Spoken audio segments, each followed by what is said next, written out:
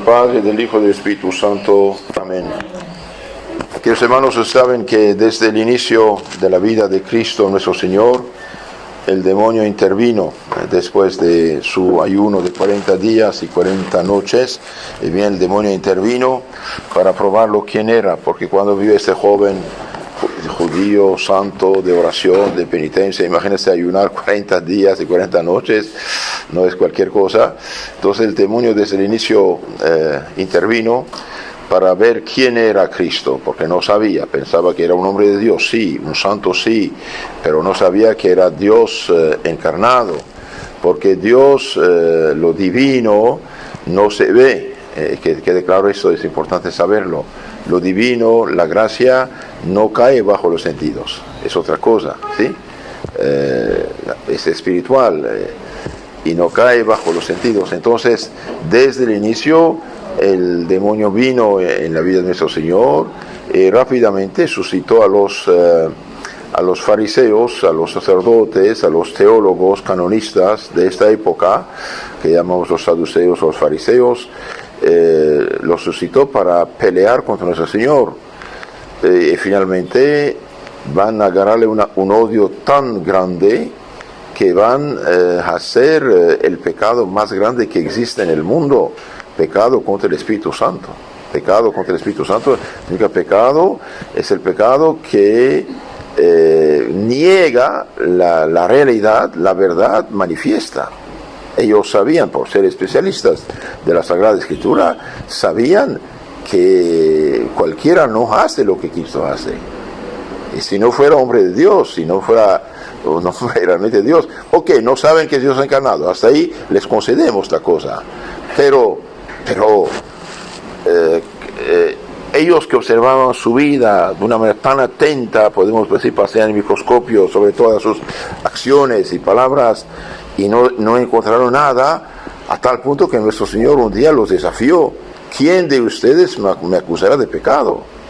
Si estos enemigos acérrimos, tremendos de Cristo hubieran detectado algo, le hubieran dado el mano. Sí, yo te acuso de algo. No pudieron acusarlo de nada.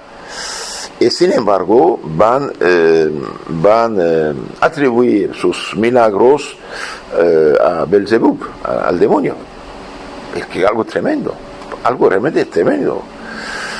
Y después finalmente van por envidia. El Evangelio dice que Pilato sabía que por envidia lo habían entregado, por envidia van a acusarlo y exigir su muerte, y no cualquier muerte, la muerte más atroz que había, la máxima pena que había, era la crucifixión. Cortan la cabeza a alguien, es cuestión de unos segundos y ya, pero clavar a alguien en la cruz durante horas y horas, suspendido entre cielo y tierra, no es cualquier cosa, es una tortura tremenda que lleva a la muerte por agobiamiento. Entonces nuestro Señor es el mártir de los mártires, el mártir por excelencia, y había dicho a sus apóstoles: como me han perseguido, os perseguirán a ustedes también. Por eso apenas empezó la iglesia que él fundó, la que va a construir la llamada católica, apostólica, y el mismo método va a utilizar los enemigos de Cristo. Cuando San Esteban, por ejemplo, el diácono San Esteban, convencía a los judíos de que Cristo era el Mesías, según las Escrituras, y bien, van a tacharlo de blasfemo, una acusación gratuita, y apedrearlo. Y el doctor de la ley, Saúl de Tarso, el futuro San Pablo, como no tiene edad para apedrear, entonces se daba cuidando los mantos de los asesinos, pero aprobando la cosa. Pero Cristo, nuestro Señor, sacó del mal el bien, y bien la oración de San Esteban provocó la conversión de Saulo. Señor, no les toma en pecado esta fechoría que están haciendo. Entonces también Santiago va a ser matado, va a ser matado por el nieto de Herodes el Grande, y van a echar San Pedro a la cárcel para también matarlo, pero ahí la comunidad cristiana, la iglesia de Jerusalén, dicen los hechos, día y noche rezaba por él, y finalmente un ángel lo liberó, San Pedro salió de Jerusalén, fue primero a Antioquía, después va a acabar en martirio en Roma. Y la persecución va a ser constante, constante. Podemos decir que de Cristo hasta el año 312, la suerte de los cristianos, de los discípulos de Cristo, es la persecución, es la difamación, es la calumnia. Todas armas de la injusticia diabólica, porque finalmente el que persigue Cristo y sus discípulos por ser cristianos, no por otros motivos, porque San Pedro lo dice, San Pedro es muy claro, en la carta de San Pedro dice, si os persiguen por ser cristianos, por seguir a Cristo, dichosos, pero si os persiguen por fechorías humanas, ahí de ustedes, cualquier criminal está perseguido por sus fechorías, eso no puede decir cristiano. Entonces la persecución empezó en Jerusalén, contra Cristo, contra los apóstoles de Cristo, contra los discípulos de Cristo. Saúl de Tarso decía, fanático de primera, entraba con la policía del templo a las casas y arrancar de fuerza a los recién bautizados judíos para llevarlos al tribunal y hacerlos condenar. Tuvo tan éxito en Jerusalén que pidió cartas oficiales para ir también a Damasco, donde había judíos y convertidos y bautizados. Entonces va a perseguir también a los cristianos de Damasco en Siria. Ahí nuestro Señor va a derrumbarlo de su caballo de orgullo y de su caballo real y hacerlo discípulo suyo, y también él será después perseguido.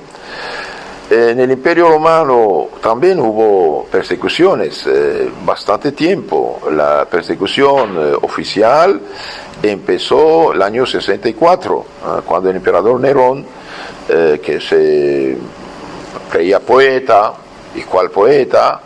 Cuando el emperador Nerón, que quería renovar la ciudad de Roma, hizo quemar unos barrios antiguos, vetustos, les escapó de su mano el incendio, y el cobarde, como la gente se quejaba, gente perdió todos los bienes, se quejaba, entonces acusó a los cristianos de ser los criminales que habían hecho el incendio de Roma, y va a mandar la policía a buscarlos y condenarlos, pero a los suplicios más horribles. Por ejemplo, después de ponerlos ahí en el circo romano, por ejemplo, va,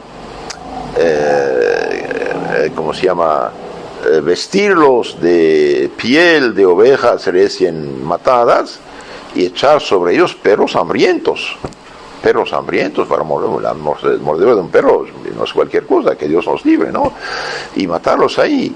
Otros fueron crucificados, otros amarrados en sus jardines, amarrados a árboles, induido de resina, de materia inflamable su cuerpo, y los quemaban como antorchas vivientes, y la gente iba a la noche en oscuridad ver esas antorchas de carne humana quemada, a tal punto que el historiador romano, anticristiano de hecho, porque no sabían nada de los cristianos, había tanta mala fama difundido por el demonio y sus calumniadores, sus secuaces, que la gente pensaba que esas calumnias eran verdades. Entonces hasta Tácito, el historiador romano, me dice, ¿para qué tanto? Los mismos romanos, paganos, decían, ¿para qué tanto esa gente realmente, aunque sean lo que sean, pero ¿para qué tanto? ¿Para qué tanto? Entonces esta, podemos decir, ley de Nerón, del emperador romano Nerón, non licet esse cristianos, no está prohibido ser cristianos, por desgracia, duró hasta los años 312 después de Cristo. Durante todos esos siglos, la ley decía no está prohibido ser cristianos. En los años 117 por ahí, Plinio el Joven, un otro político romano, historiador, letrado, en Bitinia, en Turquía actual, encuentra cristianos. Dice, antes de madrugar se juntan, rezan cantos, hacen cantos a Cristo como Dios. ¿Qué debo hacer? Pregunta el emperador. El emperador dice, si los denuncian, agrénlos, si no, déjenlos. Entonces Tertuliano, un apologista que va a convertirse en pagano hecho cristiano, dice, pero si son culpables, búsquenlos, y si no son culpables, ¿por qué tienen que castigarlos? Ahí sean un poco lógicos. Hubo 10 persecuciones universales en el imperio y muchas persecuciones locales. Familias enteras se daban matadas, o ponían cristianos en el barco, y hacían hoyos en el barco y los hundían en el mar. Otros, ¿cómo se llama?, suplicios tremendos, ponían un perro, una serpiente, un pobre cristiano en una bolsa de cuero, por ejemplo, la cerraban y lo hundían en el mar. Ahora la serpiente con esta cosa excitada, el perro en esa cosa excitado, muerde al pobre cristiano, lo matan ahí. Y todo eso por ser cristianos. Otros los amarraban en el techo, y bien pie, su cabeza depende de abajo, y hacían fuego para quemarlos lentamente. El fin no era matarlos, el fin era hacerlos apóstatas. El fin era hacerlos apostatar de la fe cristiana. Jovencitas cristianas puras y castas, y bien los condenaban al prostíbulo para deshonrar su virginidad. Se dice una de estas santas, no sé si era Santa Inés u otra, cuando llevaron ahí, bien su cabello se creció tanto que cubrió su cuerpo, para protegerla de los ojos impuros de estos paganos. Torturas refinadas, algo tremendo. Entonces, unos 300 años de ser fuera de ley. Gracias a Dios, no había persecución cada rato violenta, oficial, etc. Pero la ley estaba ahí con una espada de Damocles, caía sobre su cabeza. Y los filósofos, los disque filósofos, póngale disque filósofos, los hechiceros brujos, los disque sacerdotes de los ídolos, tenían tanta envidia y tanta rabia con los cristianos, mentían como demonios. La mentira es una injusticia. Dios nos dio la palabra para hablar, para comunicarnos, no para engañar unos a otros. Entonces las calumnias cristianas fueron realmente tremendas, y las persecuciones iguales. Y finalmente, en los años 250 hubo tanta difusión del cristianismo que ya no podían matar todos, y no era posible. Entonces hicieron ley que el emperador Valeriano, de todos los que deben presentarse a la municipalidad, digamos, al gobierno, y ofrecer incienso a los ídolos. Hubo cristianos, más tarde San Cipriano reconoció que fueron rápidamente admitidos al bautismo, no resistieron, unos apostataron, otros compraron certificados que habían sacrificado y no habían sacrificado, pero compraron su certificado para decir, mira, aquí estoy. Entonces otros fueron martirizados. San Cipriano tuvo que esconderse, porque eso dice, cuando os persiguieron en una ciudad, va en otra. Se persiguió, se escondió, mandaba cartas para dirigir el pueblo de Cartago de África del Norte, y finalmente unos excitados católicos van a reclamarle, él hizo lo que dice el Evangelio, ¿no? Y finalmente van a provocar un cisma después, otro cisma. Entonces, el mismo persecución y cisma. Y finalmente, en el año 258, el obispo valiente, santo obispo Cipriano, va a ser agarrado, va a presentarse. El juez, el gobernador empieza y dice, si quieres quién soy, yo soy cristiano, si soy obispo, soy sacerdote. Esto quieres, aquí estoy. Condenado a muerte. Y curiosamente, cuando llegó al lugar del suplicio, dijo a su ayudante, oye, quedan unas monedas y por favor dele al verdugo que va a cortarme la cabeza su salario. Le dio, digamos, sus $20 de agradecimiento. Imagínense el gesto, cómo ve el corazón del verdugo, ¿no? Yo pienso que no dormí esta noche, ¿qué está pasando? ¿Cómo es posible? Porque cuando mataban a un criminal, tenía con odio, rencor, rabia, le insultaba, gritaba, blasfemaba, ¿no?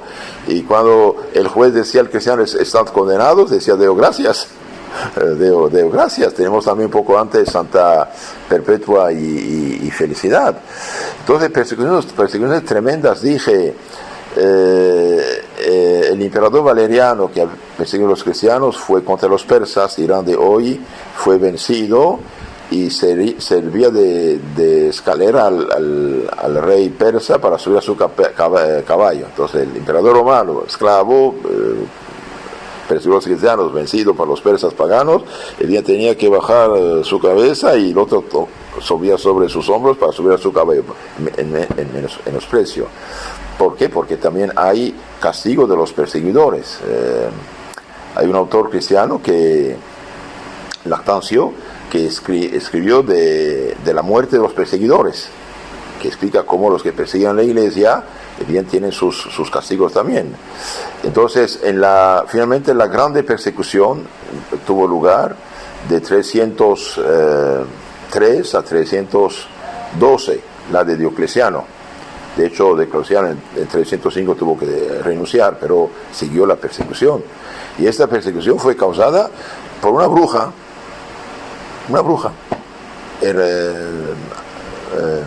Pienso era madre del coemperador Galeriano.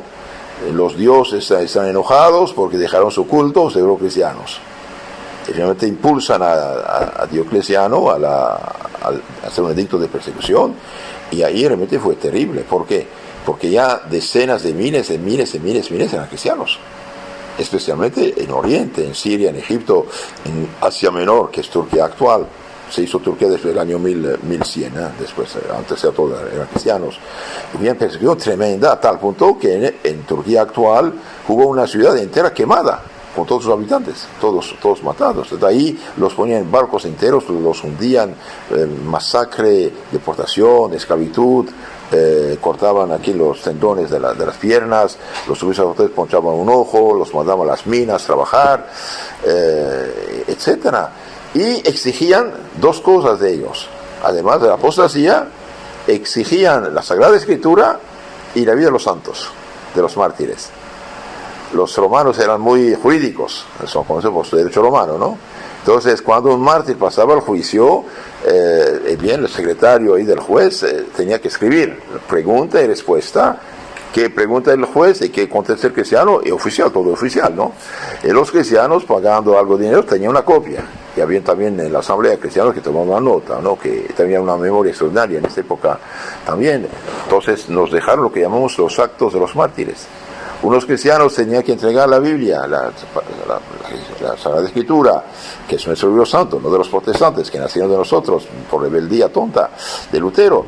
Y bien, los cristianos daban el libro, pero debajo un pequeño saquito de monedas. Entonces, cuando la policía tocaba las monedas, que ya dio un libro, pero qué libro daban no se decía. A veces daban libros profanos para guardar su libro, y perseguían, los cristianos, y que quemaban sus libros. Hoy sí tenemos Biblia, otra vez de gracia la sangre asucia un sangre de los mártires cristianos que nos han conservado el libro santo, no vino así solito. San Marcos y San Juan no dio un evangelio directo a la mano de los protestantes. Mentira, esto pasó toda esta historia por la iglesia católica. Entonces hubo persecuciones, desde Cristo hasta Constantino. En 312 finalmente el emperador Galerio, un año antes, ya lleno de gusanos por una enfermedad misteriosa, hace un primer edicto. Quise hacer regresar a los cristianos al culto de los dioses, no quisieron, que se recen a su Cristo por mí. Murió en su paganismo y en sus gusanos, ¿no? Como otro rey pagano, Antíoco, que murió de gusanos durante el tiempo de los macabeos, unos 150 años antes de Cristo, ¿sí? Finalmente llega Constantino como emperador, y ahí con su cuñado, coemperador Licinio, ponen fin a la persecución y dan un decreto de tolerancia. Por la primera vez la religión cristiana es tolerada oficialmente, puede ejercitarse el Imperio Romano, y ordena también que devuelvan las iglesias, los cementerios cristianos que habían confiscado en provecho del Estado. Y poco a poco después Constantino va, cristianizar unas leyes. Por ejemplo, va a poner fin a la crucifixión. Para fin de la crucifixión, olvidé decirles que San Pedro fue crucificado en Roma el año 67, pero él pidió ser crucificado a cabeza abajo. la cabeza abajo porque Cristo arriba, y San Pablo fue degollado con la espada porque él tenía pasaporte romano, por tener nacionalidad romana, mientras San Pedro no la tenía. Todos los apóstoles murieron mártires, menos San Juan, todos los martirizados, y finalmente casi los 32 primeros papas, casi todos murieron mártires también. Entonces, la fe cristiana no llegó así simplemente una Biblia en el aire que viene así. Esta fe cristiana, este conocimiento de Cristo fue comunicado de siglo en siglo con muchas dificultades, muchas persecuciones, mucha sangre derramada. No me acuerdo las cifras, pero realmente son decenas de miles los cristianos. Cuando digo cristianos son todos católicos, todavía no es la herejía protestante, nace en 1521 después de Cristo, ¿no? Bien, la fe cristiana no llegó a nosotros así solita, tampoco la Biblia llegó solita, alguien la comunicó. Ahora los apóstoles, ¿a quién encargaron la misión de predicar, enseñar, bautizar? Bien, lo encargaron los obispos y presbíteros. No le encargaron un libro mudo para que cada quien hiciera lo que quisiera con el libro mudo. Hoy les confieso, estoy un poco preocupado, porque incluso los católicos han caído en la trampa protestante. Si no está escrito, no vale nada. Es bien mala noticia por ellos, porque la Biblia, Cristo no la escribió ni mandó escribir. En los primeros años de la Iglesia no hay nada escrito. Y además la Biblia dice que todo no está escrito. Por ejemplo, Segunda Tesalonicenses 2:15, San Pablo dice: manténganse en las tradiciones, en las transacciones, es decir, las transmitido, las doctrinas que han recibido, transmitidas, sea por escrito, carta nuestra, sea de viva voz. ¿Qué dijo de viva voz? Traducción apostólica. San Juan, en el capítulo 20 y 21, al final de esos dos capítulos, dice: Cristo hizo muchas cosas que no están escritas. Si hubieran escrito todo, no cabrían los libros en el mundo. En su segunda carta y tercera carta, es un solo capítulo, al final, en los últimos dos versículos, dice: no quiero papel y tinta, vamos a hablar cara a cara. ¿Y qué dijo cara a cara? Traducción apostólica. Entonces decir, ¿dónde está la Biblia? Si no está en la Biblia, ya se acabó todo. No, señores, es una trampa diabólica esto. Es una trampa diabólica. Confió su mensaje a los apóstoles, les dio el poder de predicar, el poder de enseñar, el poder de bautizar, el poder de consagrar su cuerpo y sangre, el poder de perdonar sus pecados y el poder de representarlo. Quien no se escucha, me escucha; quien no se rechaza, me rechaza. San Lucas capítulo 10, 16. Entonces, este mensaje, esta doctrina de Cristo fue comunicada oralmente al inicio, todo. Después una parte escrita va a formar los 27 libros del Nuevo Testamento, y después la parte no escrita se llama tradición apostólica, que va a plasmarse de hecho en textos, sea en el credo, sea en la liturgia, ritos de la iglesia, sea en la prédica constante de los sucesores de los apóstoles, que son los obispos y los sacerdotes. Todo no está ahí. Y la persecución no pudo vencer la iglesia, a tal punto que el pagano anticristiano militante tertuliano que va a convertirse va a escribir un libro muy famoso, la Apologética, y decía: la sangre de los mártires es semilla de cristianos, maten, destruyen lo que quieran, para siempre haber cristianos. Ahora la persecución, parada, dije, por Constantino, va a resucitar por uno de sus hijos hecho hereje ariano, que va a favorecer el error. Entonces, primero el demonio va a atacar, perseguir la iglesia con la persecución sangrienta del Estado romano y persa también. Los persas, un poco curioso, aunque hubo muchos cristianos entre ellos, nunca quisieron aceptar el cristianismo, y finalmente en los años 640-50 va a ser eliminados por los musulmanes y convertirse al Islam. Del lado romano, el demonio, cuando vio que ya había fracasado su plan de persecución sangrienta, injusta, criminal, y bien va a suscitar la herejía. De hecho, en los 300 primeros años, dije, de las persecuciones, al mismo tiempo que había persecución sangrienta y difamación y calumnia, etc., había sectas. lo que llamamos los gnósticos, la gnosis, algo tremendo, y otras sectas que querían destruir, querían confundir, querían hacer mil tonterías. Por eso los obispos dijeron, la iglesia es una santa católica, ¿ven? La católica, la universal, la que nos apóstoles, y no cualquier otra, porque cualquiera se decía cristiano. Cualquiera decía cristiano, entonces dijeron la católica. Por ejemplo, usted va a una ciudad, iglesia cristiana, usted entra y son herejes de primera. Por eso los obispos dijeron, la católica, la que viene de los apóstoles. La palabra católica viene, tenemos conocimiento de su existencia desde el año 107, por Santo Ignacio de Antioquía, mártir echado de los leones en Roma. En los años 250 pregunta a un mártir, ¿cómo te llamas, fulano? ¿Eres cristiano? Sí. ¿De cuál iglesia? Pues de la católica, puesto que Cristo no fundó ninguna otra. En el año 166, San Policarpo, mártir, obispo, sucesor, discípulo de San Juan, apóstol, fue martirizado, y los en Esmirna, Izmir actual de Turquía, los demás cristianos preguntan, ¿qué pasó? Y viene, escribe una carta, la iglesia de Dios que está en Esmirna, saluda a la iglesia de Dios que está tal lugar, y a todas las que forman parte de la una santa y católica, de la universal. Entonces la persecución fue doble, sangrienta, cruel, de sangre, y de difamación, de mentira, y sectas. Entonces, podemos decir tres persecuciones al mismo tiempo.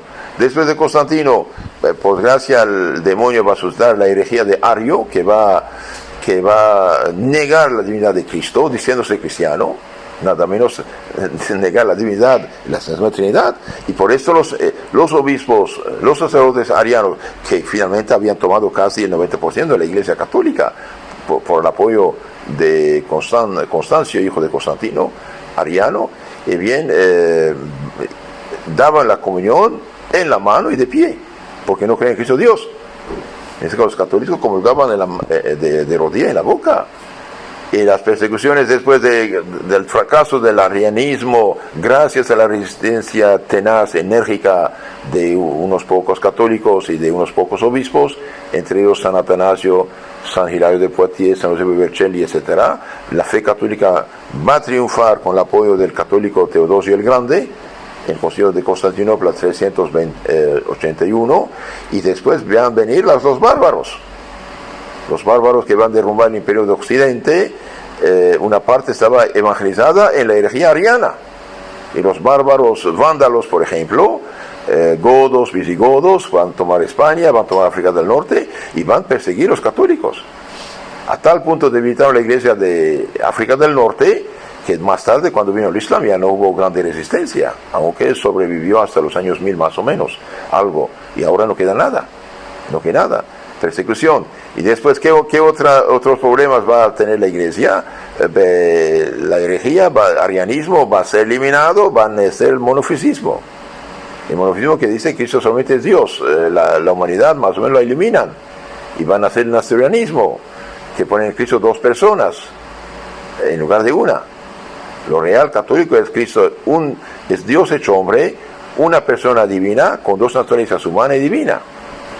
Finalmente, con la cristianización de Europa, gracias a Dios, el arianismo va a desaparecer, pero en Oriente nace el Islam, una religión, parece que al inicio era una secta judío-cristiana que negaba la divinidad de Cristo. Más tarde van a inventar esta figura de Muhammad, que no fue lo que dicen de él, pero hubo un personaje que era catequista, digamos, militar, al servicio de esta secta judío-cristiana, y finalmente después van a elaborar el Corán, van a elaborar la figura de Muhammad como gran profeta, etcétera, que pretende reemplazar el cristianismo, e hizo guerras tremendas, conquistó 11 naciones cristianas en Oriente, al punto que actualmente queda casi nada, salvo en Egipto y en Siria un poco, lo demás se fue eliminado por completo. Turquía, que era nación cristiana hasta 1453, hoy queda 0.1% de cristianos, por ejemplo. Y en Europa, ¿qué va a pasar?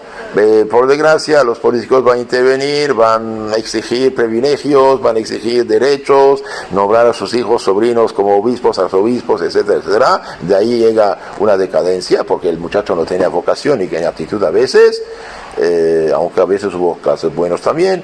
Finalmente los papas tuvieron que luchar contra esto, tenemos la reforma gregoriana, finalmente renacimiento pagano, de admiración total, absoluta al paganismo antiguo, a la subcultura, civilización, lo que llama el renacimiento, va a paganizar las costumbres cristianas y finalmente van a ser Lutero, el protestantismo, debido a la decadencia católica, tibieza católica, y el protestantismo que va a falsificar, podemos decir, en gran parte la fe cristiana, puesto que de los 7 sacramentos elimina 6. Queda solamente uno, el bautismo, cuando vale todavía en las antiguas sectas, en las nuevas ni esto vale, y finalmente Biblia, máxima autoridad, mentira, la Biblia no dice esto, dice la Iglesia es columna social de la verdad, la Iglesia, no la Biblia. 1 Timoteo 3:15, la Iglesia de Dios viviente, columna y sostén la verdad. Biblia, y además libre examen, sin ninguna autoridad, lo que San Pedro condena. Nadie puede interpretar a su manera las profecías, dice, hablando de las cartas de San Pablo. Y finalmente, el protestantismo va a engendrar el relativismo actual, así de sencillo, para ser corto. El relativismo absoluto actual es fruto del protestantismo, libre examen. El protestantismo va a engendrar la masonería, en palabras del Papa León XIII, es en agua de Satanás, en su encíclica Humanum Genus sobre la masonería. Humanum con H, humanum genus, de un G de gato, genus. Y viene la masonería, dice el Papa, es en de Satanás, el relativismo absoluto, hasta el punto que quiere eliminar de la vida cristiana todo lo que trajo su iglesia, Cristo es su iglesia, su evangelio, y reemplazarlo por el naturalismo. ¿Qué es el naturalismo? Nada es pecado, todo es natural, haga lo que quieras. Sí, claro, es decir. Entonces, del protestantismo van a ser el liberalismo ideológico, filosófico, económico, la revolución anticristiana llamada francesa de Jesús universal, van a ser el marxismo, el capitalismo, la usura, el matrimonio civil, unión libre, aborto y ahora casar hombre con hombre, y el punto que penetró en la Iglesia católica misma. Ideas falsas. No en todas, pero hay lugares, por ejemplo, en Bélgica, etcétera, hicieron unos obispos un ritual de casar hombre con hombre, que destruye totalmente la Biblia, que nos lleva a la ruina total. Entonces el demonio trabaja, el demonio existe, todos los errores vienen de él.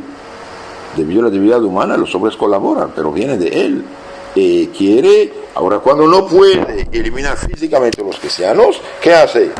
Bien va a utilizar el Evangelio para engañarlos. Podemos decir que es admirable, de un cierto modo, lo que quieren o hacen unos protestantes, pero fuera del camino, como dice un santo. Corres, pero fuera del camino. Evangelizas, pero contra el Evangelio verdadero. Cuidado. Entonces todo esto, por desgracia, es obra del demonio, y está preparando los corazones a aceptar al anticristo, y finalmente, la apostasía general. Señales del fin, el fin puede durar un largo tiempo, pero apostasía de las naciones, la caridad de mucho enfriada, hasta de obispos que van a hacer un ritual para casar hombre con hombre, fíjense, la matanza de los inocentes en seno materno, el odio a la verdad cristiana, no quieren oír la sana doctrina sino van a las fábulas, todas esas cosas deben alertarnos de decir cuidado, estamos en tiempos excepcionalmente graves, peligrosos, debemos vivir en gracia, en santidad y ser como las 10 vírgenes del Evangelio, de tener aceite de la caridad, capítulo 21 de San Mateo. Las 5 vírgenes que no tienen aceite no entraron a la sala de las bodas, no están en el cielo. Todo cristiano católico que en ese momento está en pecado mortal, por desgracia no tiene aceite de la caridad, no lo tiene, no entrará. No os conozco, dice el Señor. Velad y orad, no saben el día ni la hora. Entonces, ser listos, queridos hermanos, y tener la caridad de ayudar al prójimo. Tener la caridad de ayudar al prójimo, porque si no hacemos obra de caridad, la caridad bajo todas las formas, bajo las 14 formas de hacer caridad, no solamente dar unos pesos al pobre, el hecho de rezar por los pecadores, el hecho de corregir a lo que está equivocado, el hecho de aguantar, soportar, perdonar a los que nos hacen mal, todo eso es caridad, y sobre todo la caridad del ejemplo. Lo que más impactaba a los paganos era la caridad de los cristianos, el comportamiento cristiano. Cuando había una peste, una guerra, un terremoto, y bien los cristianos se daban al frente de la caridad cristiana, de la caridad pública. No preguntaban si era judío, pagano o cristiano, ayudaban a todos. Y esto movía los corazones a imitarlos. Cuando una persona ya no iba al circo, no iba a los baños públicos, no iba al lugar de vicio y pecados de los paganos, los mismos decían, seguramente fulano se hizo cristiano. Entonces hoy realmente necesitamos poner una frontera entre lo que es católico y lo que no es católico. Si somos católicos, somos católicos. Si no quieren ser católicos, dejen de mentir. Hoy una mujer, por ejemplo, mal vestida, provocativa, etcétera, etcétera, eso es católica. Y una mujer bien vestida es protestante. No vale. No es correcto. No es correcto. Tomamos hoy el catolicismo en serio. Y los que no creen en la fe católica, no creen en el catecismo de la Iglesia católica, no creen en el dogma católica, que lo digan. Pero no lo dirán. No lo dirán. Ellos quieren utilizar la Iglesia contra la Iglesia. El demonio se hace pasar por Cristo, por cristiano. Todas estas sectas que son obra del maligno, no obra de Dios. Nunca jamás Jesucristo dio ninguna Biblia ni autorización, ni a Lutero ni a ningún fundador de sectas. No sirven a Cristo, sirven al enemigo de Cristo. Ahora, las víctimas que están dentro no lo saben, recemos por ellos. Y gracias a Dios, regularmente hay pastores de alto nivel que se convierten, se hacen católicos, estudiando la historia. Pero por uno que estudia la historia, ¿cuántos ignorantes van a morir en su herejía lejos de la verdad católica? Eso también es importante. Entonces tratemos de vivir cristianamente, por favor, y dar el ejemplo y esperar la hora. Pero salvemos lo que puede salvar. Primero nuestra alma y después los que nos rodean. Amén.